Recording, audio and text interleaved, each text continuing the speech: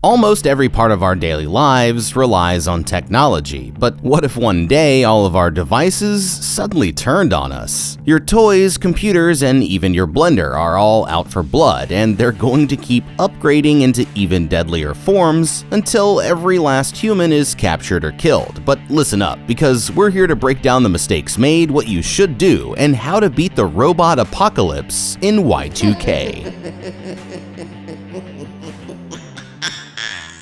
It's New Year's Eve 1999, and this shy kid Eli here fires up his old desktop to surf the web. He's chatting with his buddy Danny and crush Laura about their plans for the night, but they have no idea that their worst nightmares are about to come true. At Danny's, he finds the kid in the middle of some intense home workouts with his mom, and after a few workouts on the N64, they head over to a video store to visit the hippie cashier, Garrett, who invites them to come hang out at the abandoned factory later that night. On their way home, they run into their bully Farkas and his squad of Limp Bizkit kids, who look exactly like if Jay and Silent Bob made love and had a baby. He drops some hot bars about how lame they are while his friend Ash records the whole thing on their camera, and the boys don't even try to clap back as they walk away in shame. At the corner store, they notice Laura walk in with a group of her friends, and Danny convinces him to go shoot his shot. Embarrassed, Eli tries to spit some game, but he has negative riz and ends up scaring away the Huzz. Laura here actually stays to talk to him, but it's only because she's keeping a lookout while her friends raid the beer fridge. And he finds out that she just broke up with her boyfriend Jonas. They have to beat it as soon as her friends come back with the goods, but she invites him to a party at this guy Chris's house as they run for the door, with neither of them realizing that the next time they see each other, it's going to be an absolute bloodbath. Alright friends and meat shields, let's talk about kicking off 2025 with a fresh start.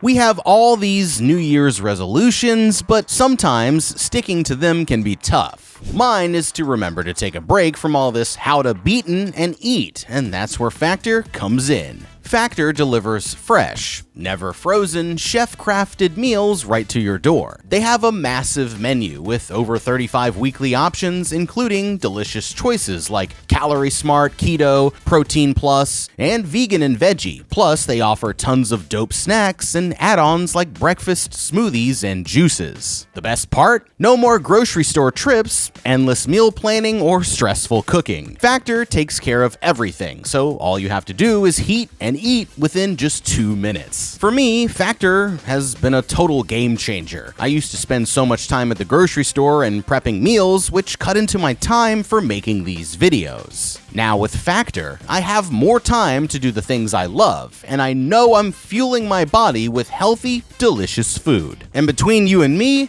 that peanut Buddha bowl right here is to die for. It comes out of the microwave looking so good every single time. In fact, get a load of this. That's what I call food.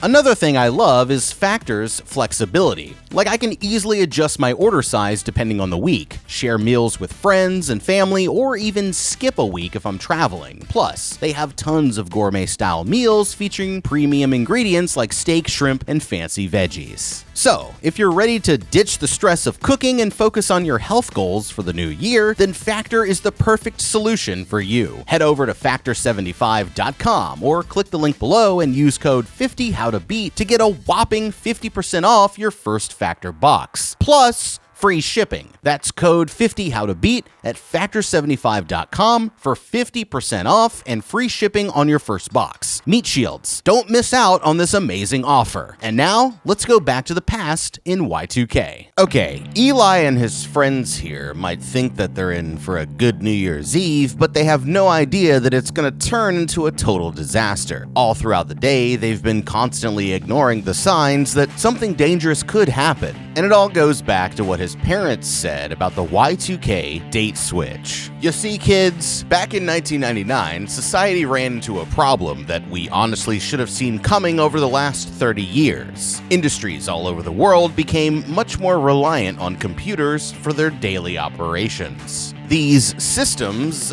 controlled everything from banking to basic utilities, healthcare, transportation, and even national defense. But they were all built on old technology, and there was only one major flaw. Back in the day, computer memory was extremely limited and expensive compared to how it is now, so programmers looked for any way that they could use to save space. By using only 2 digits to represent the year instead of all 4, they saved 2 bytes of memory per date, and that adds up fast when you're talking about systems with thousands or even millions of files to store. For example, the year 1999 would be represented as just 99, but then what happens when the year rolls over to 2000 and the date becomes 00?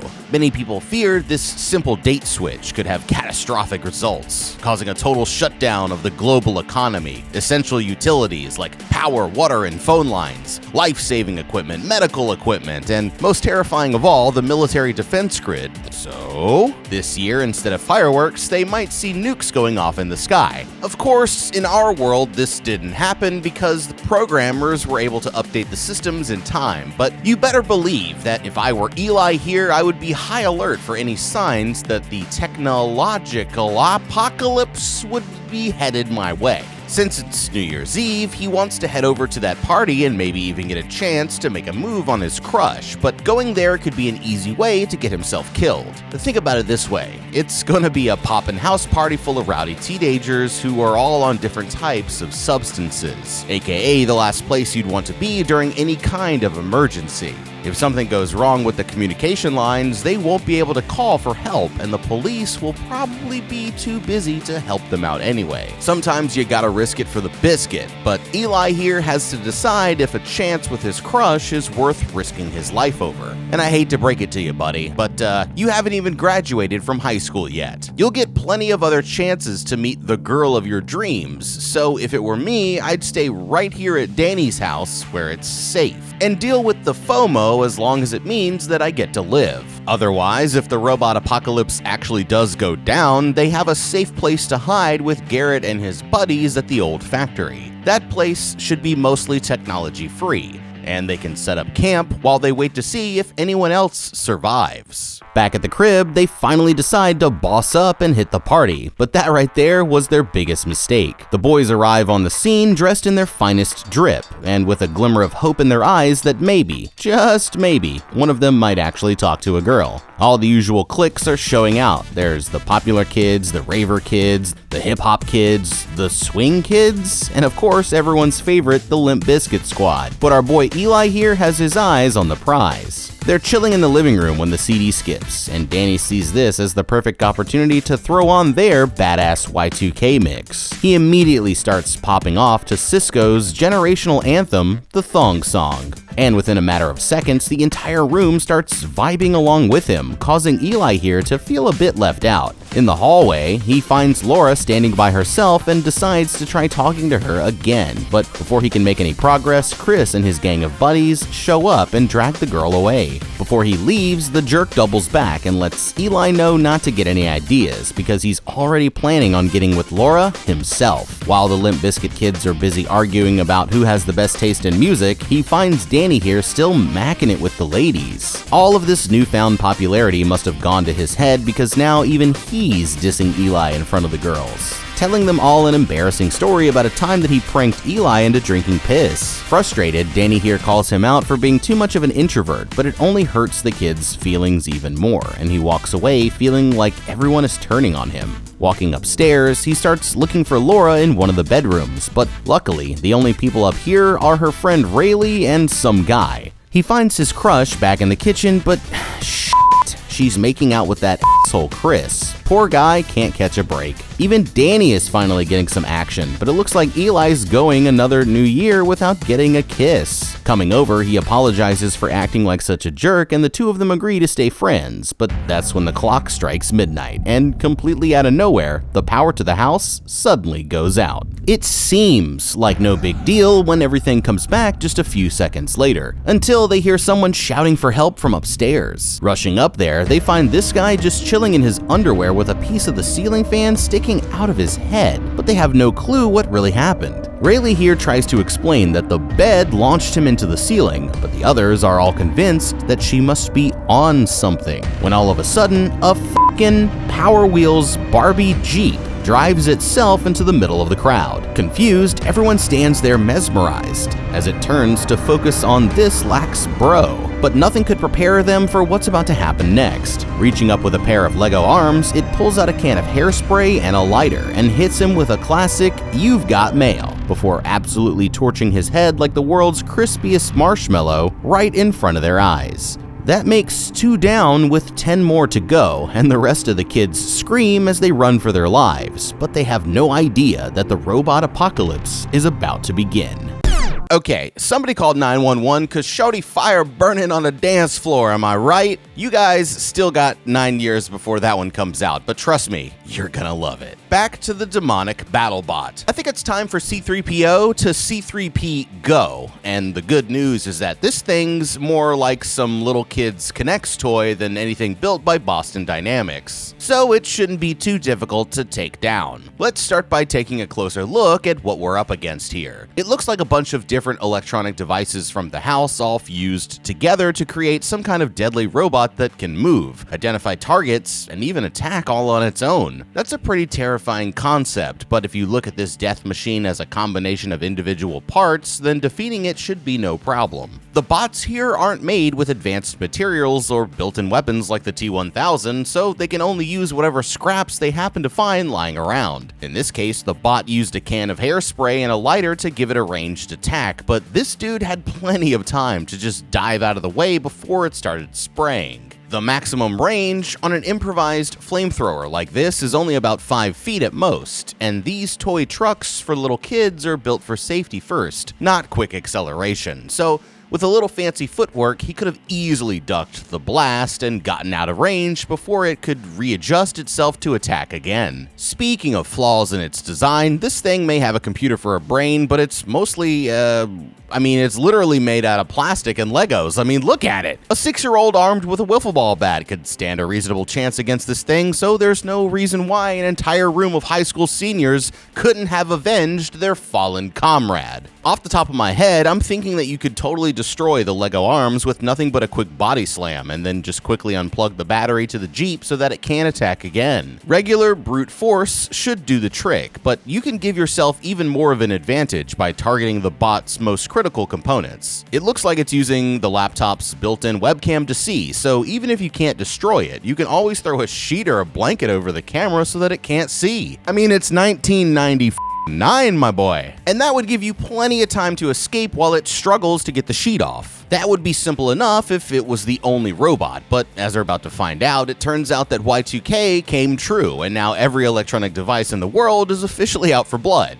Somehow. The good news is that we already have a backup plan for this exact situation. Just head for the old factory where there's no technology and use the other people at the party as meat shields while you make your escape. Well, that's exactly what Eli and his friends here are about to do, but getting there won't be as easy as they think. Everyone rushes through the house as all of the appliances start coming to life and brutally tearing them limb from limb. It's an absolute massacre, with people getting sliced by electric shavers, headshotted by flying VHS tapes, and even their balls blended up like a damn strawberry smoothie. Yikes! The Great Gatsby over here even loses a hand in the garbage disposal, but Laura refuses to ditch her friends. Frustrated, Chris decides that it's time to go solo, only for him to immediately get tripped by the dishwasher and slam headfirst into the microwave, zapping him to death before he can even make it across the kitchen. Running for the garage, they see Rayleigh stumble into the hallway right behind them, but before they can help her, she gets stabbed in the ankle by one of the machines, and it shoves a power drill straight through the side of her head, making 4 down with 8 more to go. Before they can even process that they just saw a Tamagotchi drill a hole through their friend's face, the little Roomba from hell starts coming after them next. But that's when Danny finally decides that it's time to stand on business, and remembering his training from Tai Bo, he absolutely stomps that little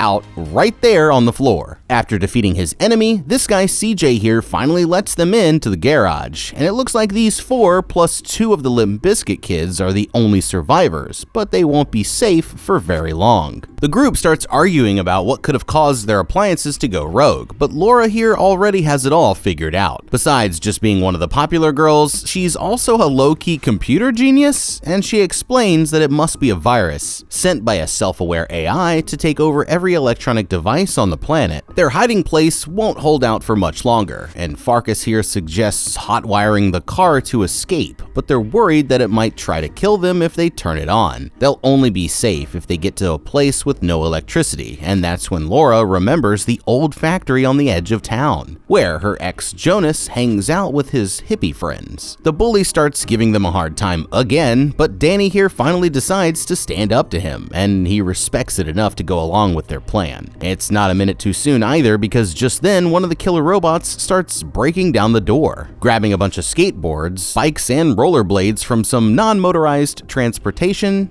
Danny's just about to hit the switch when the robot smashes through the door and impales him with a sawzall before he even knows what hit him. Horrified, Eli drags him away while the others rush in, forcing it back with steam from the hot water heater and using a shelf to barricade the doorway. But it's already too late for his friend. There's nothing that they can do besides say their goodbyes as Danny slowly bleeds out on the floor. But before he dies, he passes Eli their most prized possession, a condom that they found inside a book at the library. Grabbing his shoulders, Laura tells him that they need to get out of there, and they rush out to the driveway just as the robot is about to close in. Outside, Farkas here spots a basketball hoop and decides to hit a sick grind on his blades, but making 6 down with 6 more to go. Looking up at the sky, they see 2 planes crash right into each other as the destruction just keeps getting worse, and their only choice is to run for the old factory with the robot hot on their tail. Okay, you gotta feel for our boy Danny here. He went out like a true G so that the others could escape, but when you think about it, there was absolutely no reason why he had to die. They literally just heard a robot brutally tearing somebody apart on the other side of that door, so all he had to do was hit the button and get out of there, not stop to grab Eli's backpack that doesn't have anything useful in it anyway. Not only was he single-handedly providing all of the comic relief, but he was also their best fighter thanks to his advanced martial arts training, so losing him is going to be a major hit for the team. Now, as for Farkas here, it's just too bad that he never got to fulfill his true potential as a meat shield before we lost him. Their plan right now is to head for the old factory on the edge of town, and like we mentioned before, that's actually a solid strategy. No electronics means that there are no machines that can turn against them, and since the bots need to recharge, they'll have a limited range until they can develop a more efficient power grid, meaning that, for now, they won't be able to wander far off from the center of town. They'll also have no reason to go there since there's no technology there for the bots to grab, making it the perfect place for them to hide out. Once they reach the factory, Eli and the others can fortify the building and begin gathering supplies to set themselves up for long-term survival while they work on the next part of their plan. But unless they want to live under their new robot overlords forever, they'll have to find a way to stop these robots before it's too late.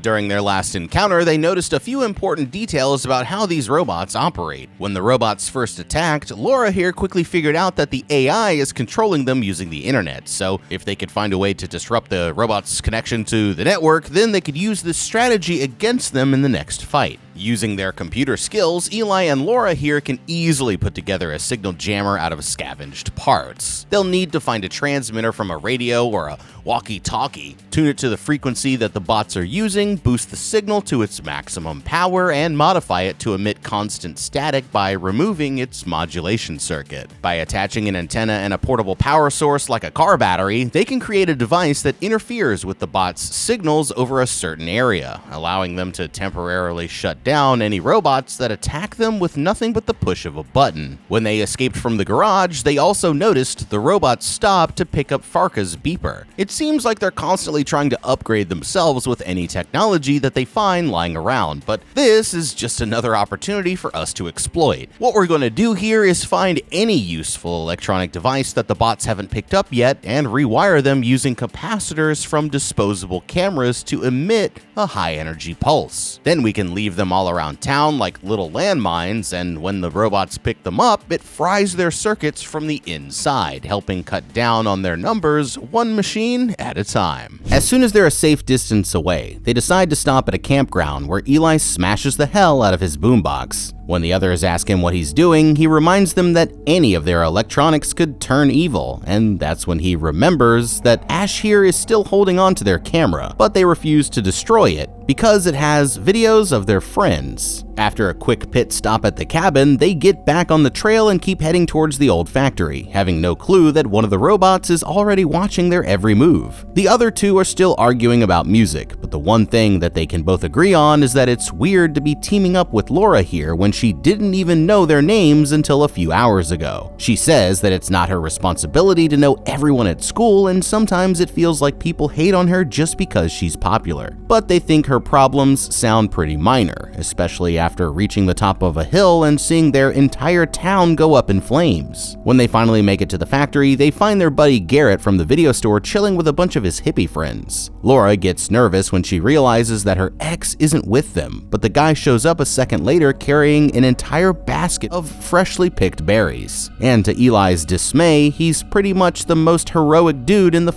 world. While they're all sitting around the fire, Jonas notices something watching them from the doorway. Getting up to investigate, they hear a struggle where it sounds like he might be in trouble, but then a minute later, he comes walking back in like a boss carrying a whole-ass evil robot over his shoulder like it's no big deal. Eli realizes that it's his computer from back home, and he's shocked to discover that it actually recognizes him too. Now it's Ash who wants to give this thing a beatdown, worried that it could lead more robots right to them. But Eli here has a different idea in his mind. He wants Laura to hack in and learn what the robot's ultimate goal is, and maybe by doing that, they can figure out a way to defeat them. Annoyed, Ash storms out of the room, while the others decide to open this droid up and find out what makes it tick. After making sure that it can't send any signals out to its friends, Laura here eventually uncovers a video hidden deep in its code that reveals the robot's master plan. Somehow the machines became sentient, and now they're tired of letting humans boss them around. First, they're going to upgrade themselves with any electronic devices that they find, and then round up any humans who are still left alive to be used as a living power source, planting a chip in their brains that places them fully under the robot's control. Once they're finished with this town, they'll keep moving on until they've eventually taken over the entire world, and they've chosen the kids' old high school as their base. While they're distracted by the video, the machine begins secretly cutting through the ropes without anyone noticing. Laura goes back in to see what else she can find, but that's when the robot suddenly breaks free and grabs her by the neck with its mechanical claw. The others try to help her, but it turns up the brightness on its screen and uses it to blind them so they can't attack. Trying a different approach, Eli finally gets it to stop by reminding the computer that Laura here is supposed to be their friend. And it almost lets her go when Jonas decides to get involved, but the robot easily knocks him out with a swift headbutt, and it starts distracting Eli with old pictures of his friend. Realizing that it's just trying to manipulate him, he runs over and dumps a bunch of water all over its head, frying its circuits, and saving Laura here just in time. But instead of even thanking him, she just runs off with Jonas and leaves our boy here on his own.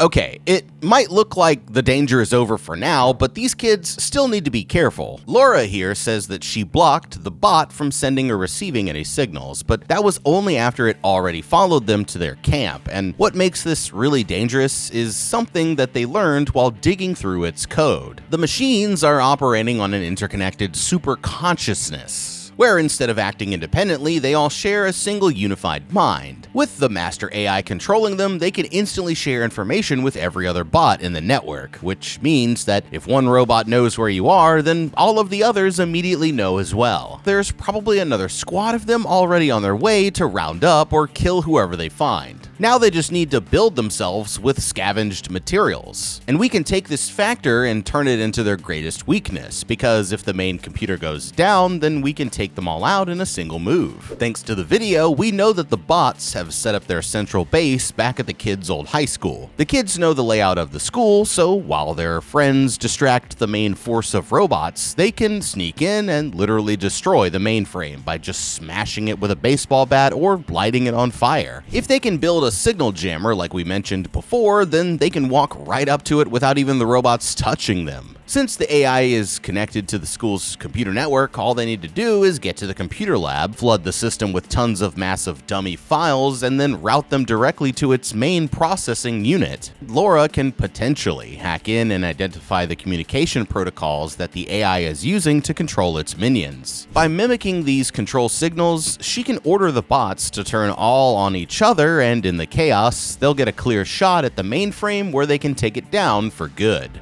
A little while later, Eli finds the two of them having a deep conversation somewhere on the edge of camp. To him, it looks like they're getting back together, and with no hope of ever getting the girl, he decides that the next best thing is to get some revenge. But what he doesn't realize is that Laura here just ended things with Jonas for good. Going back to the factory, he rallies up the squad and says that it's time to kick some robot ass like his friend Danny would have wanted, but the girl happens to catch them just as they're sneaking out. Hurt, she asks Eli what's going on, and he admits that he always just wanted a chance with her, but now stopping the machines is the only thing on his mind. While he and the others head for the school, Laura here gets an idea and decides to take a second look at the dead robot. Using what she learns from the code, she's able to put together a virus that can take down its core consciousness. But she has to upload it straight to the source for it to work. She could stay here where it's safe, but she knows that helping Eli is the right thing to do. Meanwhile, Eli's group keeps following the path until they get blocked by a new construction zone,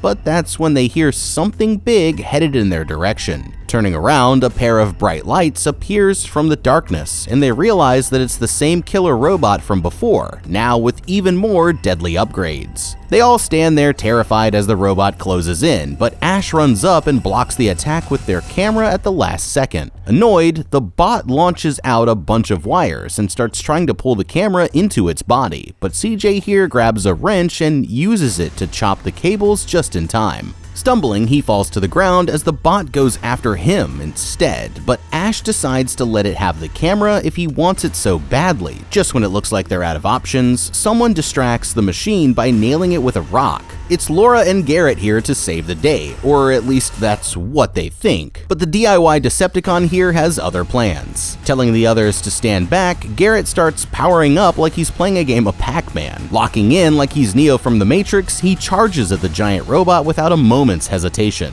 only for it to immediately slice his entire arm off the instant that it gets close, before taking off its head to finish the job. And the others quickly realize that they need to get the hell out of there, making 7 down with 5 more to go. But the bot grabs Eli's backpack before he can make it inside. Just to taunt them, the robot puts on some romantic music while playing tug-of-war with Laura for his life, but the bag finally rips off and Eli falls straight back into the others, sending the entire group tumbling down the side of the hill. As the porta potty races down the mountainside like the world's stinkiest toboggan, the two lovebirds here share their first romantic moment, only to be covered in gallons upon gallons of human excrement a split second later.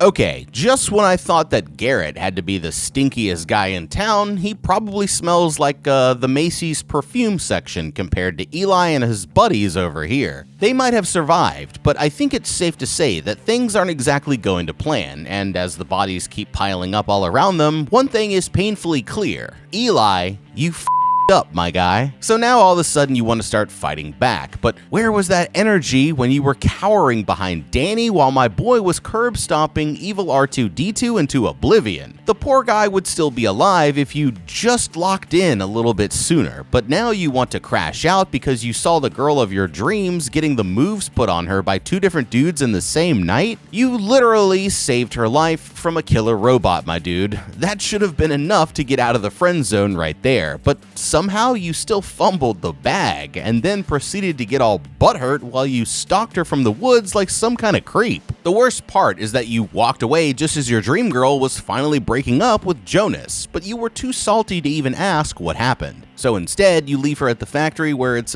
almost guaranteed that a robot death squad could be showing up at any second, even though you still needed her computer skills to stop these bots before they took over the world. It's never a bad idea to bring all the meat shields you can find, so even if she wasn't going to break up with her ex, convincing him to help and then throwing him under the bus at the first sign of trouble was still a perfectly viable way to get him out of the picture. It should have been him getting his head chopped off instead of our boy Garrett here, but now this just opens up the opportunity for him to save your lives at the last second and get her back once and for all. Now, after seeing you get manhandled by an evil vacuum and covered head to toe in several months worth of construction workers' shit, I'd be surprised if she even speaks to you again after this, let alone lets you get a shot at first base. Hopefully you can pull it together before this is all over, but if you're asking me, Eli, it smells like you just f***ed up. When they finally come to a stop at the bottom of the hill, the kids immediately get out and start washing themselves off in a muddy creek, but their troubles here are far from over. Frustrated, Eli starts crashing out from pure rage at the whole situation, and there's nothing that they can do besides keep heading back towards town. But just when he thinks that things couldn't get any worse, Laura here starts singing Chumbawamba. Yeah, Chumbawamba at a time like this, and the others start joining in now like it's the perfect time for a sing-along when everyone they've ever known is lying dead in a ditch. Read the room, people! They eventually arrive outside the video store only to find the place completely destroyed, and Eli heads inside to grab a fresh pair of sandals from his buddy's secret stash. But that's when they make a discovery that changes everything. As they're walking towards the back, a mysterious figure emerges from the shadows, and when he steps out to remove his hood, they realize that it's motherfucking Fred Durst from Limp Bizkit himself. Around back, Mr. Biscuit here explains how he came to be in this terrible situation. They were in the middle of a concert when the machines went rogue, and he managed to survive by hiding while the robots tore countless people to shreds. He's feeling guilty now that he didn't try to help his fans, but Eli here offers him a way to get some revenge. He wants Fred to join up with the squad and help them get to the school, where they can shut the robots down from the inside. Fred's still feeling unsure about it, even after Laura explains the entire plan, but Ash here isn't taking no for an answer. Speaking up, they explain how Limp got them through the hardest times in their lives, so if he really wants to help his fans, then tonight might be his last chance. Inspired, Fred puts on his backwards red Yankee hat as the true spirit of Limp Bizkit finally returns to his soul, and now they're ready to party like it's 1999. After warming up on some inanimate objects there at the store, the team sneaks over to their old high school and finds the place absolutely crawling with murder bots. Laura realizes that they must be gathering here because of the high-speed internet, and it looks like going through the front door will not be an option. Thinking quickly, they sneak around to the side of the building where Eli keeps a secret key. And for once, being such a nerd that he goes to school on the weekends is finally paying off. Going through the side, they're able to get in without any of the robots noticing, but what they find inside is even stranger than they thought. In one of the dark rooms, they find a bunch of people from town just standing around like mindless zombies. And they've all been implanted with the AI's mind-controlled chip. To make matters worse, it looks like Fred's buddy Wes actually survived the concert, and now they've got him chipped up just like all the others. The only way to save them is by shutting them down from the source, but just as they're about to leave, a tiny little guard robot comes waddling into the room. Zeroing in on Fred, it takes aim and launches a barrage of CDs straight at his head. But at the last second, CJ here pushes him out of the way, saving his life while taking the hits himself. It looks like he's the one that's just been burned. And furious, Ash comes running in and starts pummeling the little demon with their bare hands. But there's nothing that they can do to save their friend. With his dying breaths, he spits a dope freestyle in honor of their friendship, and Limp Bizkit thanks him for saving his life as he finally dies from his injuries, making 8 down, with 4 more to go.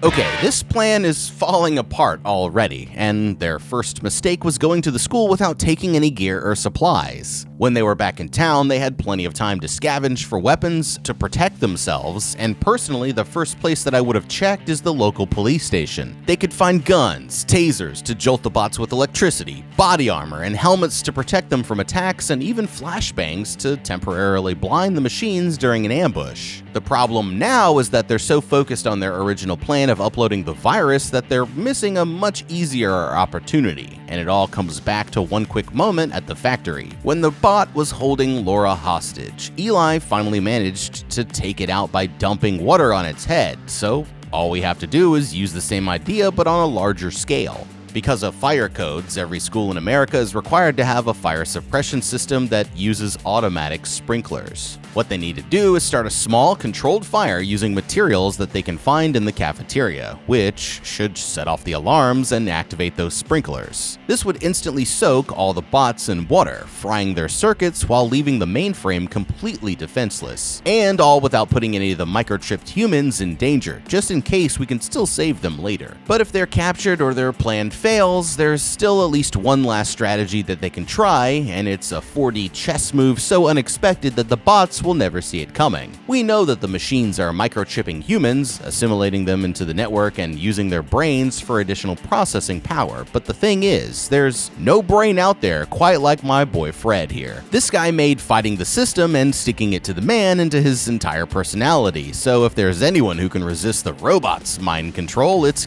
gotta be him. By voluntarily allowing himself to get microchipped, he can basically Trojan horse his way into the network, and then once he's in, he can start using the powers of Limp Bizkit to cause chaos within the system, making the bots all turn against each other and start raging like they're in the pit at one of his concerts. This would force the AI to divert all of its capabilities towards battling Fred for control of the cyberspace, and while they were battling it out in the digital realm, Eli and the others could get a clear shot at the mainframe and stop these bots once and for all. Running to the gym, they see a crowd gathered around a giant device where the chips are installed in their heads. Laura needs to get behind the scenes, but the bots have every single angle covered, so Fred decides that it's time to put on a show. Stepping onto the stage, he gets the crowd's attention just by being himself and starts telling crazy stories from their tour as a distraction, giving the computer whiz here a chance to sneak around back. Opening up the device, she finds the access port at the far back of the computer, but it immediately locks her out with an automated defense grid. Worried, she tries calling Eli for help, but he's already distracted by the sight of his parents being loaded into the machine. There is nothing that he can do as his father gets microchipped, and now the crowd is turning on Limp Bizkit here out of pure frustration. But that's when he gets on stage and tells them how he really feels. Shouting to the others, he explains that the robots aren't actually the threat. The real problem is that they can't figure out how to work together as humans. But right now, nobody's in the mood to listen to his big brain ideas. Instead, Ash and Fred grab a guitar from backstage and start putting on an acoustic performance of the song Faith that inspires everyone to come together and party down, even though they're all about to be turned into human batteries. Seeing his chance, Eli runs back to help his friend, but she's still having trouble getting inside the machine. Just then, the AI behind the whole thing takes over the screen and starts mocking them straight to their faces, saying how their plan is never going to work. From its perspective, humans already couldn't live without technology, so it decided that it might as well take over society altogether. They only have a matter of minutes before everyone in town is under the robot's control. But now, Laura is starting to doubt her skills. With some inspiration from Eli, she's able to find a backdoor through the school's computer network and finally gets to the access point with only moments to spare. Realizing that they're getting close, the AI kicks the process into overdrive, flooding the system with an overload of electricity. Laura tries plugging in the USB, but now the device keeps zapping her before she can even reach the port, and that's when Eli here comes up with a genius idea. Grabbing that old condom from his pocket, they wrap it around the girl's hand to protect her from the electricity, and she's finally able to install the USB just in time. All of a sudden, the machine begins to fall apart as the AI consciousness is destroyed from the inside, and all of the robots topple over at the same time. Celebrating, the crowd cheers for their savior, Fred Durst, but Eli here still has other people he needs to see. Searching the crowd, he finally runs into his parents, who are both acting normal, even though they still have the chip in their heads, and gets a chance to tell Danny's mom that her son died a true hero. Looking through the rubble, Ash happens to find their camera still in one piece, while Eli and his dream girl finally get a chance to kiss. But they won't be living happily ever after just yet. 5 years later, Fred here flipped the whole incident to help boost his political career, while the kids are just about to graduate from college.